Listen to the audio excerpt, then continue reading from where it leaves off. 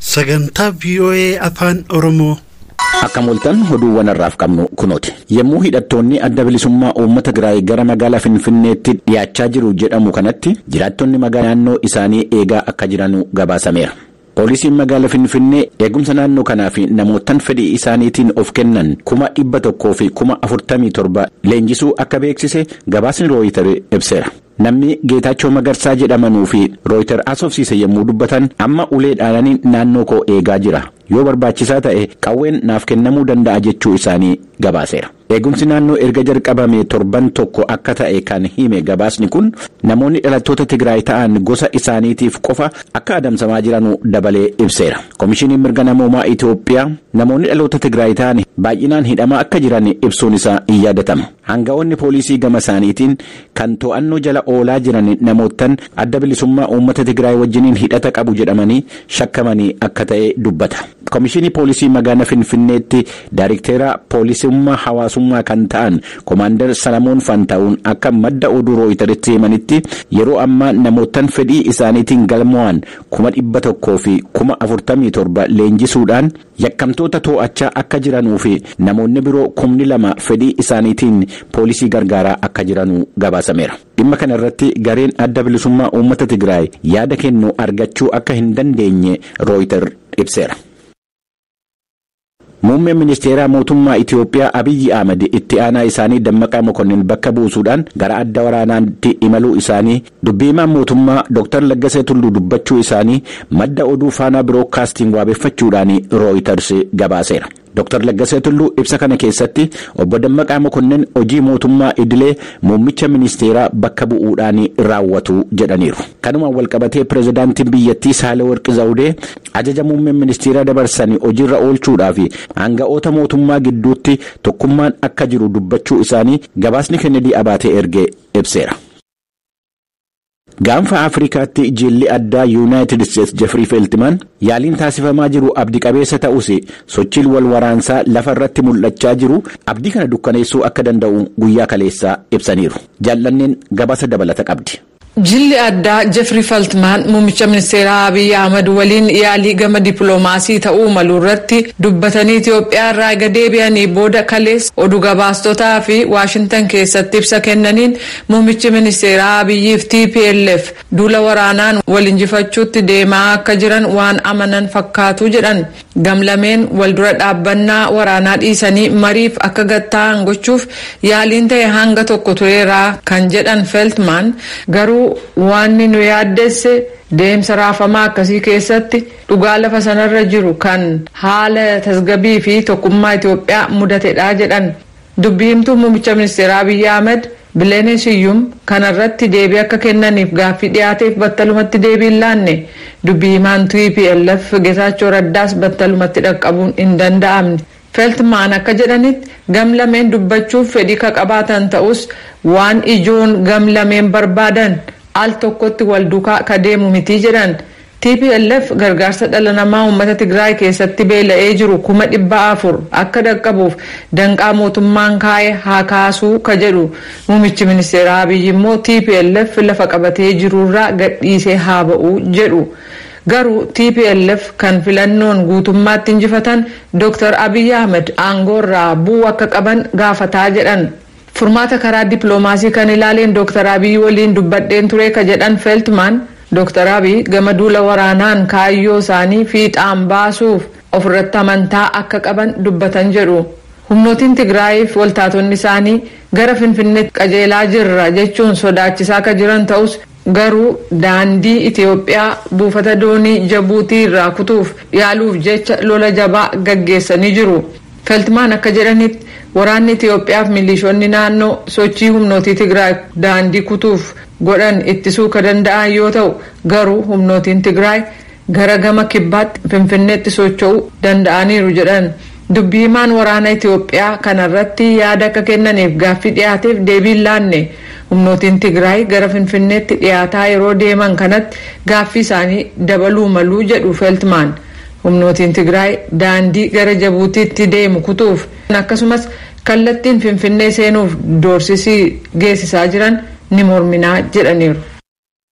Biyya lixa Afrikaa Burkina Faso keessatti tajaajilli intarneetii erga cufamee guyyaa 4 ta'eera. Mootummaan biyyattii tajaajila intarneetii kan bilbila harkaa dabalatee akka cufamu taasisuun ittisa biyyaatii fi nageenya sabaatiif barbaachisaadha yommuu jedhu, rogeeyyonni biyyattii immoo mirga sabaa dhiibuudha jechaa jiru. Mootummaan tarkaanfii intarneeta cufuu kana kan fudhate dhiheenya kana mormitoonni konkolaattota loltoota biyya Faransaay fe'anii Ivory Coast irraa gara biyya Niijeeritti imalaa turan erga humnaan dhaabsisanii booda. Akka mormitoonni kun jedhanitti waraanni biyya Faransaay sochii garee Islaamic State jedhamee beekamu to'achuudhaaf jecha biyyattii keessa seenanii jiran bahuu qabu. Karaa biraatiin sadaasa 14 bara 2021 erga gareen hidhattoota Alqaayidaa wajjiniin hidhata qaba jedhame kaaba biyyattii keessatti mooraa poolisootaa irratti dhukaasa banuudhaan poolisoota 50 ta'an ajjeesuun isaa dadhabiinsa mootummaan nageenya lammii biyyattii eegsisuu irratti qabu irraa kan ka'eedha jechuudhaan mormiin cimaan taasifamaa akka ture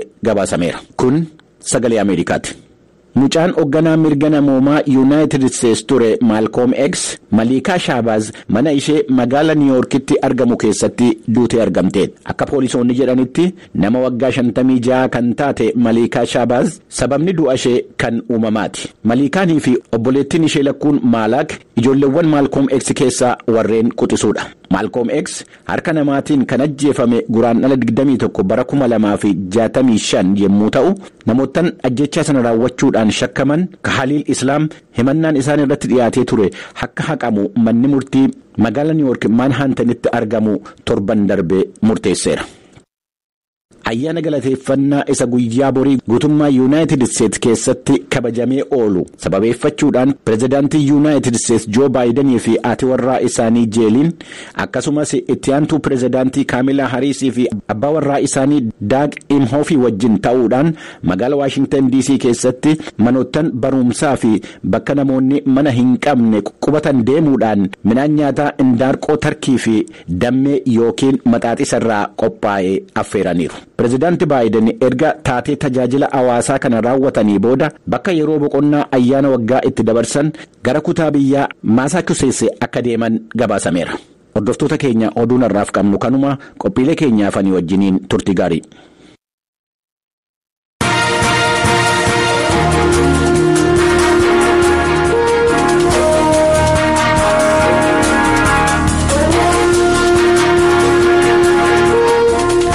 Hordoftoota keenya oduu amma nu dhaqqabe qabna. Itoophiyaan dippiloomaatota Ayirlaand biyya ishee keessa jiran 6 keessaa 4 akka biyya ishee keessaa ba'an ajajjee jirti jechuudhaan ministiriin haajaa alaa Ayirlaand beeksisee jira.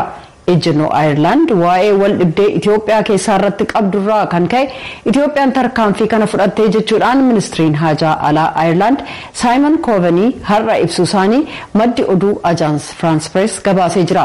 Mootummaan Itoophiyaa tarkaanfii kana fudhachuutti baay'een gaddaa gola nageenyummaa tokkummaa mootummootaa keessatti dabalatee ejjennoon nuti sadarkaa addunyaatti waa'ee Itoophiyaa irratti qabnu ejjennoof ibsawwan gamtaa Awurooppaatiin beeksifamaa jiran wajjin kan wal simate jedhan ministeerichi haajaa alaa Ayirlaand Coveney kan hordofaa jirtan sagalee Ameerikaa sagantaa afaan Oromootti daawwattoota keenya raadiyoo dambalii gabaabaa meetir baandii 31 irratti nu argattu nu hordofaa. Amma gara gabaasaalee keenyaatti ceena.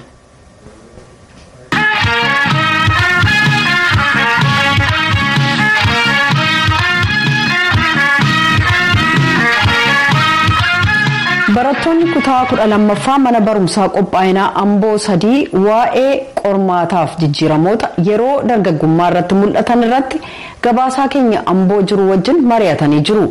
Dhimma kana irratti ogeessaaf barsiisaan saayikooloojii guddinaa Ayyaansaa Abdiisaa jijjiiramootaaf qormaataalee yeroo dargaggummaa dhufan darbuuf hariiroon ijoolleef maatii gidduu jiru cimaa ta'uusaa tajaajilli gorsaaf barumsi kennamuun barbaachisaa ta'uusaa gorsanii jiru. Naakoor Malkaatu dargaggoota kana mariisisuun Amboorraa gabaase. Ani barattuu Meetii Tafariin jedhama. Barattuu mana barumsaa qophaa'inaa Ambooti. Anis maqaan koo Daawit Geetaachoon jedhama. Mana barumsaa qophaa'inaa Amboon baradhaa. Ani immoo maqaan koo Eeldaa Nagaasaan jedhama. Amma immoo intraansiin qoramuuf qophaa'in jira. Meetii sirraa jalqabu. Mee ijoollummaa keetti jijjiirama ofirratti argite eenyutti jalqaba himtee sanaan booda deebii akkamitti kenname? Fakkeenyaaf jechoota dhiironni nutti darbatan fi akkasumas immoo riileeshnshiippiin tokko tokko uumamuu ni danda'a. hariiroo jaalalaa hiriyaa dhiiraa qabadhuma maal jettee amma na hiriyaa keetti dubbachuu dhabdu jechuudha. Maatiin keenya nu caala muudannoo baay'ee qabu. Isaan waan beekan otoo maatiin keenya nu gorsanii otoo rakkoon tokko nutti hin bu'in darbinee deemuu dandeenya. Garuu nuti gama kootii kan hin mareedhu hiriyaa kootiidha jechuudha. Garuu hiriyaan koos amma humna ishiitti fi amma beekumsa ishiitti wanta akkasii akka nama madaallee fi akka na kuffisuu wajjin agorsituuf muudannoo kiyyatanuma jechuudha. Shamarri tokkorraa jaalalli gaafa na qabu baqa maaltu akka ta'e illee beeku jechaadha. Maaliif sababiinsaa jaalala waan jedhamu xiqquma sadarkaa ijoollummaa keessatti gurrumaan dhaga'u malee akkamitti akka jaalalli nama qabu jaalalli gaafa nama qabu immoo naannoo waggaa 17 waan ta'u na fakkaata. Amma waggaa 19 ticaan jira. Dubbisuuf yeroon ka'u ishuma dhufee fuuldura koo dhaabata. Waa'ee mashii yaada yeroo maatiin natti dubbatan illee baqa hin dhaga'u jechaadha san dur dhaga'u. Hiriyaa wajjin akka durii haasa'uun namatti hin tolu. Yeroo hundumaa fuulatti too ishee agartee namatti tola. Gaaffii jaalalaa isheetti kaasus isheen karaa sirrii na hubachuu hin dandeenye. Ani waan akkasii sadarkaa kanatti na barbaachisne naan jette baqa baay'ee na gaddisiise jechaadha akkasina jechuudha. Ani ijoollummaa kootiin kanan arge laguudha. Guyyaa jalqabaatiin laguu yommuu argu eenyutti mariisisne haadha kootti itti hime haati koo anaaf akka hiriyaa kooti baay'ee na gorsiti maal akka gochuun qabu natti agarsiiste waan na barbaachisu na bittee dhufteeti paadii fayyadama isaas natti agarsiiste chaalenjii kana darbuu danda'eera. Qormaatota kamii kan dargaggoota mudatanii jennaan isin argitan dargaggoonni yeroo qormaanni akkasii isaan mudatu dhaabbatatti himatan yookaan namatti himatan qabu miti. Maatii fi daa'imman fageenya gidduu isaanii jirurraa kan ka'edhaan yeroo durii xinnoo keenya daa'ima taanii poopoo nu barbaachisaa daayiparii manaan akkuma nu bitan guddannee garuu poopoof daayiparii nu barbaachisuun maatiin keenya umurii keenya faana otoo nu faana tarkaanfatanii kun amma makka gaarummaa qabu. Naannoo keenya keessatti ijoolleen yeroo hariiroo jaalalaa yeroo eegaluu jalqaban yookiin dhokatanii bahu yeroo sana tasa yoo maatiinti dhufe achumaan kan manaa badafaa jiru. Maatii nama daa'ima isaanii amma dhaban otoo ifaan ifatti dubbatanii wanti kun amma makka salphachuu danda'u. Kanaafuu maatiin keenya umurii faana guddachuu qaban. Yeroo hundamoo maatiin keenya akka daa'ima xinnootti kan ulaalu jaalala guddaa waan nu qabaniif. Mootummaanis gama kanaan xiyyeeffannoo kennamaa hin jiru manni barumsaa hanqina qaba. Sadarkaan dargaggummaa sadarkaa baay'ee hamaadha. Fakkeenyaaf naannoo jaalalaa irratti sadarkaa kana yeroo qaqqaban jechuudha qormaata hamaatu isaan mudata. Dhiisii jennee yoo dhowwin illee dhowwamuu hin danda'u jechaadha. Jaalala keessa gallaan dirqama gara walqunnamtii gochuutti dhufu. Walqunnamtii saalaa naannoo kanatti immoo barbaachisaadha yoo jennee ilaalle naannoo barnootarraa kanatti ani akka kootti yeroo yaadu already barbaachisaa miti. Yoommoo dirqama ta'e immoo fayyaa isaaniidhaaf of eeggatanii akka ulfiin uumamneedhaaf fayyaa irratti dhibeen daddarbaadhaan akka waliin saaxileedhaa fi kondomii fayyadamuu fi waan ta'uu qabudha. Ispeeshaalii dubartoota irratti rakkoo guddaatu jira. Utuu isheen fedhan qabaatiin dirqisiisanii gudeeduunfaan jiraataa jechuudha waan naannoo kanarra. Akka biyya keenyaatti rakkoo hamaadha. Kanaafaa irratti mootummaan qaamni dhimmi isaa laallatullee hojjechuu qaba jechuudha. Inni dura maatii isaanii akka hiriyaatti dhiyeessanii yoo mariisisanii. Qormaata dargaggummaa irratti dhufuu danda'u kana inni guddaan tokkoof tokko iftoominadha. Hiriyaa fi hiriyaa gidduu iftoominni jiraachuu qaba. Ijoollee fi maatii gidduu iftoominni jiraachuu qaba. Furmaatadha jedhee waan yaada keessaa sadarkaa maatiitti maatiin ijoollee isaa faana jechuudha. Iftoominni guddaan jiraachuu qaba. Shamarra tokko gaafa rakkoon akkanarraa qaqqabu kana kan dhaabsisuu danda'u qaama mootummaatiin. Kanaafuu mootummaan asirratti xiyyeeffatee hojjechuu qaba. Umurii daa'imaa naa dabalu yaadni maatis ilaalchi maatiin daa'ima isaaf qabu dabalaa deemuu qaban. Sababni isaas nuti dhagaa miti nuti namadhaan hin jijjiiramna. Xinnaa qaamni keenya guddatu miirri keenya jijjiiramuu danda'a. Yeroo sana maatiin keenyas immoo faana jijjiiramuu danda'uu qabu. Manni barumsaa immoo barattoota isaa to'achuu. Ogeessaaf barsiisaan developmental psychology yookaan psychology guddinaa yuunivarsiitii Amboo Ayyaansaa Abdiisaa qormaataa fi jijjiiramootni garaagaraa dargaggoota yeroo mudatan haala ittiin keessa darban ilaalchisee wantoota murteessoo ta'antu jiru jedhu.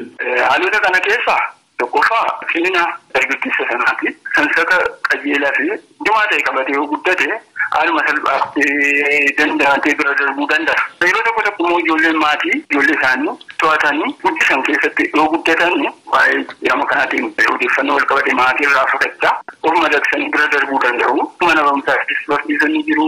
Hiriyeettan jiru. Hiriyeettan gita umurii ta'an odeeffannoo adda addaa ijoollee kanaaf kan kennan isaanii odeeffannoon hiriyaarraa argatan akkaataa isaan itti nama kanatti madaqanii dandamaatanii bira darban ni murteessa. Dandeettii sammuutiin wal qabatee yeroo baay'ee ijoolleen umurii dargaggummaa seenan muraasni isaanii parsantii 100 keessaa naannoo parsantii 20-15 ta'an ijoollee ilaalcha namaan fudhanne ta'uu danda'u. Kanarraa kan ka'e gorsa maatiif gorsa barsiisaas akkasumas gorsa hiriyaallee yeroo itti fudhachuu danda'u jiru. Akkaataa dargaggootni haalota kanneen keessa ittiin darbuu qabu jedhanillee ibsanii jiru. Maatii faana mucaan hariiroo qajeelaa akka uummatu gargaaruu ni danda'ama. Inni lammaffaan immoo mana barumsaa keessatti tajaajila gaadaansii kaawunsiliingii adda addaa kennuuf ni danda'ama. Tireeningii ogummaa jireenyaatiin wal qabate isaan irratti leenjii kennuuf ni danda'ama. Tokko tokko immoo kallattiidhaan waa'ee dhuma jijjiirama yeroo dargaggummaatti uumamu ilaalchisee ogeessa barsiisa baayoloojistii ta'uu danda'a akkasumas saayikooloojistii yoo jiraate leenjii kennuun ni danda'ama. Miidiyaa adda addaa mana barumsaa keessattis dhiyeessuun ni danda'ama. Dhimmoota akkanaatiin wal qabatan ijaarree achi keessatti barnoota kennuuf ni danda'ama. Ibsa nuu kennitaniif guddaan isin galateeffadha. Galatoomaa.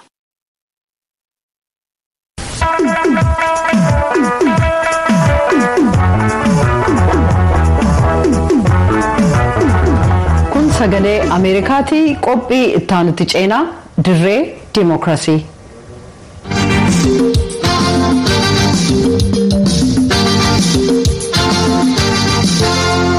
Gareeleen uummata biyyootii alaa kanneen Yuunaayitid Isteetsi keessaa adeemsa filannoof sagalee kennuu keessatti bakka bu'iinsa argachuuf qabsaa'aniiru.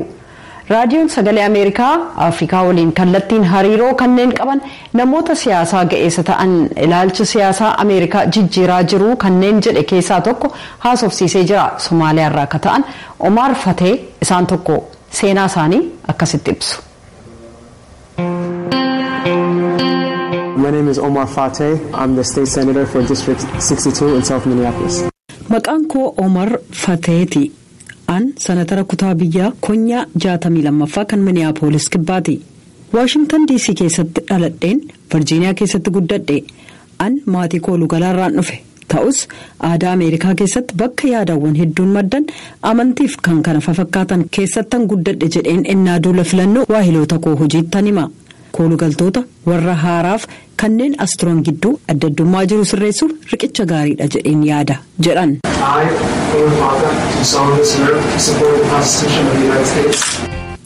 An Omar Fatee heera Yuunaayitid Isteetsi deeggaruuf hirbuu nan seena. So we're here at Carmel Mall, located in South Minneapolis. There are two Somali malls here in South Minneapolis, both in my district. This is one of the areas that was hit.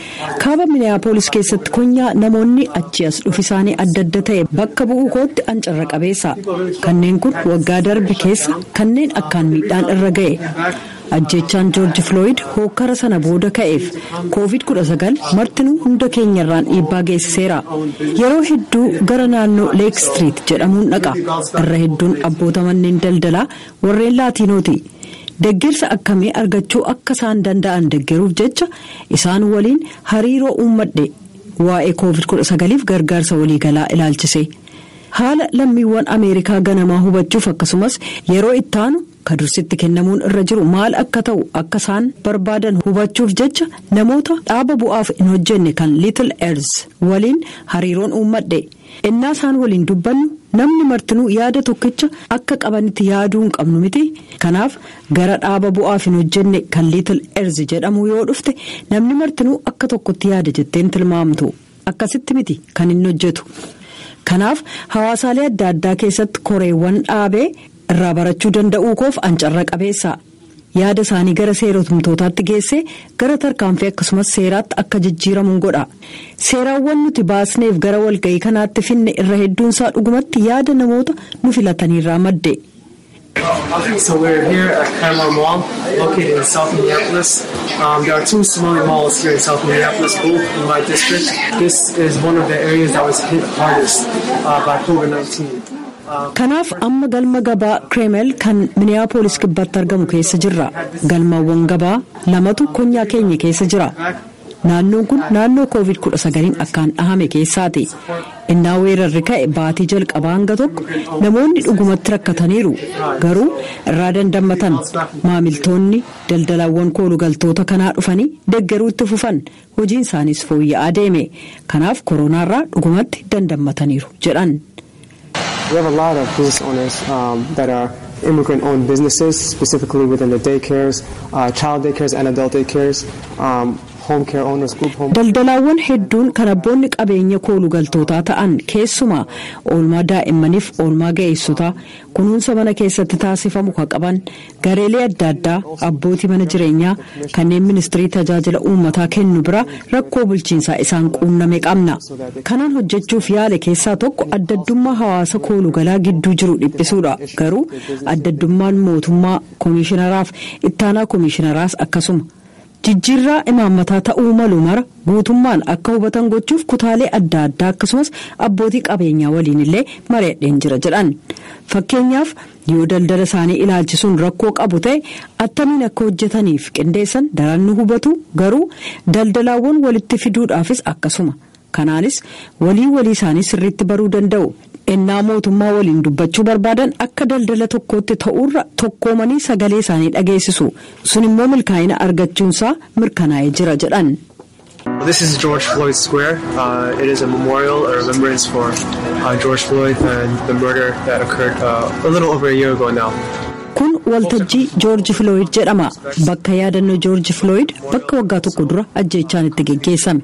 Namoonni bakka maraa dhufanii kabajaa qaban mul'isu yaadannoo isaaf jecha. Garuu immoo daldalaawwan gurraachotaa as jiran illee ni daawwatu. Manneen bunaa, manneen nyaataa, bakka shaayitti gurguran illee akkasuma. Erga George Floyd du'ee booda yakkaawwan heddummaachuu isaanii argita.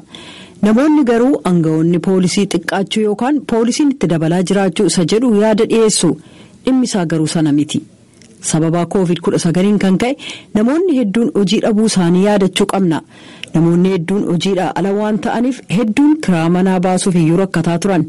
Ajjeechaa biyyoolessaa kan namni gurraacha ta'e tokko daqiiqaa 9 amma du'utti dararame ajjeechaan George Floydis kanatti dabalame. Uummanni mormiif daandiitti ba'e dhugumatti aaranii turan. jedhan. I represent the district in which George Floyd was murdered, and the uprising that followed really hurt a lot of folks, both the protesters but also business owners. An konyaa George Floyd keessatti ajjeefameen bakka bu'a. Sana booda hokkara uummataa ka'e namoota hedduu mormitootaaf abbootii qabeenya mormitootaa miidhee jira. Waajjirri keenyaaf waahiloonni keenya hojii gaarii isaan hojjetan cimsinee itti fufuudhaan nageenya uummataaf dursi kennamuusaa mirkaneeffachuu, mana jireenyaa gatii madaalawaadhaan uummataaf dhiyeessuu, manneen gamtaan ijaaraman irratti invest gochuu mirkaneeffachuu barbaanna. Jiraattonni konyaa keenya gatii qaalii ta'e akka hin baafnetti addaddummaa nu gidduu jiruuf kabajaa kennaa, inshuraansii fayyaa bakka dalagaa ofii waliin qabanne akka jiraatu hojjenna. Kanaafis kunuunsa eegumsa fayyaa argachuun mirga bu'uuraa ta'uusaa mirkaneeffannaa jedhan.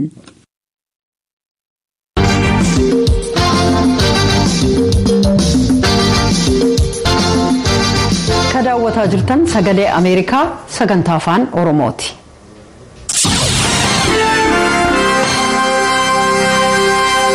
Kanatti aansinee ibsa gulaalaa kan imaammata Yuunaayitid Isteetsi calaqqisu isiniif dhiyeessina. Baatii Sadaasa torban saarfaffaa keessa lammiiwwan Ameerikaa guyyaa galata galfannaa ayyaanessu. Kunis waggoota kuma hedduu dura midhaan facaafatanii galfachuu isaaniif hawaasa qonnaan bulaa biratti ayyaana galateeffannaa addaan baratame ta'us lammiiwwan Awurooppaa yeroo duraa lafa yeroo ammaa Ameerikaa kaaba bahaa jedhamee waamamu keessa qubachuu isaanii fi muuxannoo isaanii isa jalqabaa ayyaanni kun calaqqisa. Maatiin biyya Ingilizii irraa dooniin Ameerikaa dhaqqaban kun amantii ofii qabanii fi amantii Angilikaan kan waldaa kiristaanaa biyya Ingilizii mootummaatti hidhata qaburraa guutummaatti adda ba'uu fedhu turan. Kunis miidhaarra ga'een kan ta'e ture. Kanaaf baatii fulbaana bara 1620 namni 102 akkasumas hojjetoonni doonii Mayflower jedhamtu 30 waliin gara ardii Ameerikaatti godaanan. Jarreen kun wanni hojjetan mootummaa biyya Ingilizii irraa deeggarsa akka hin qabne waan beekaniif jecha akkasumas hoogganaa muudame waan hin qabneef akka qubattootaatti ofii isaaniin of bulchu turan. Kanaaf jecha dooniin Mayflower jedhamtu ituu hin qubatiin dura galmee qubattoota gidduutti waliigalteen akka jiraatu labsu qopheeffatan. Kunis murtiin kennamu hundumtuu sagalee kennamu irratti akka hundaa'u ka jedhu yoo ta'u Ameerikaa kaabaa keessatti yaalii dimokiraasii hojiirra oolchuuf ta'e isa jalqabaa ta'ee jira. Isa kanas imaltoota dhiiraa ga'eessa ta'anii fi doonii sanarra turan kanneen walakkaa caalantu mallatteesse. Sana booda bulchiinsa sagalee yayyabaan gaggeeffamu ta'uudhaan raggaasifame. Namoota isaan jalqabaa gara Ameerikaatti godaanan kana keessaa 53 qofaatu baatii qorraa darbee ija aduu arge. Baatii bonaa yeroo sana seeneen oomisha gaarii qabaatan haammatanii waan galfataniif bara 2021 keessa warri lubbuun hafan kun walitti qabamanii galateeffatan. Ayyaaneffannaa kanarratti hawaasa akka isaan lubbuu dheerataniif nyaata kenneef akkasumas attamitti mana ijaarrachuu akka danda'an isaan barsiisan kan yeroo sana abbaa biyyaa jedhaman 90 waliin ayyaaneffatan. Ayyaaneffannaan kunis guyyaa 3 ka ture yoo ta'u godaantota Ingilizii fi kanneen abbaa biyyaa turan gidduutti nagaan yeroo gaarii qabaatan. Kan yeroo sana nyaatanis kuduraaf muduraa akkasumas allaattiiwwan gosa adda addaa ture. Ayyaanni galateeffannaa yookiin Thanksgiving inni har'a kabajamaa jiru isa jaarraa 19ffaa irratti hundeeffame. Bara wal waraansa siviilotaa kan United States ifatti akka ayyaaneffatamuuf kalabsame yoo ta'u kunis tokkummaa biyyattii jajjabeessuuf ture. Yeroo ammaa kana indaanqoo Turkii ka jedhamtu ayyaana kanarratti nyaachuun ka beekamu yoo ta'u guddaa waan ta'eef akkasumas gatiinsaa qaalii ta'uu dhabuusaatu maatii guutuun akka walitti qabamee nyaatu dandeessisee jira. Ayyaanni kun jaarraa hedduuf kabajuun kan itti fufe yoo ta'u yeroo jalqabaa fi qubattoota biyya Ingilizii fi namoota yeroo sana jalqabaaf Ameerikaa keessa turan gidduu ayyaaneffannaan duraa gaggeessan sun namoota aadaa garaagaraa qaban gidduutti nagaa akkasumas walabummaa amantii fi badhaadhinni jiraachuusaaf mallattoo ta'ee jira. Kanas Ameerikaan lammiiwwan ishee akkasumas kanneen addunyaarraa gara Ameerikaatti haaraa dhufaniif gochuu itti fufti jechuudhaan gulaalaan har'aa yaada isaa xumuree jira.